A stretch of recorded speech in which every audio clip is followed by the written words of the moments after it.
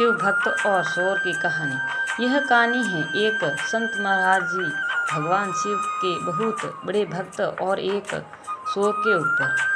इसे पढ़कर आज हम जानेंगे कि कभी भी परिस्थितियों को जाने बगैर कभी कोई निर्णय नहीं लेना सही। एक गांव में एक संत महाराज जी रहते थे जो बहुत ही महान शिव भक्त थे।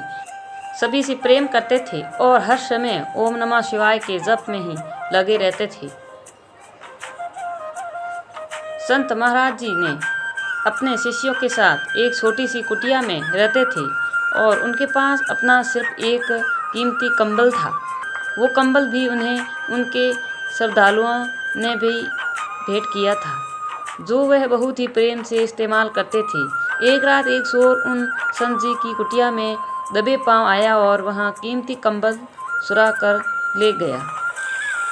कुछ दिनों के बाद एक दिन संत जी बाजार से गुजर रहे थे कि उन्होंने वहां फटे पुराने कपड़ों में एक व्यक्ति को उनका वही कीमती कंबल एक दुकानदार को बेचते हुए देखा, तो वहां रुक गए। दुकानदार को उस गरीब के फटे पुराने कपड़े देखकर उस पर शक हुआ और वह बोला कि भाई, ये कंबल कहीं चोरी का तो नहीं है? कहाँ से लाया है यह कंबल? ये तेरे पास आया कहाँ से?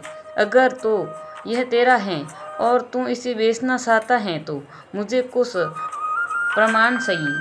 प्रमाण के तौर पर अगर कोई सज्जन व्यक्ति आकर गवाही दे तो ही मैं ये कंबल खरीदूंगा, वरना नहीं खरीदूंगा। संत महाराज जी जो महान शिव भक्त थे वहाँ खड़े थे, मन ही मन ओम नमः शिवाय का जप कर रहे थे और सब कुछ सुन भी रहे थे।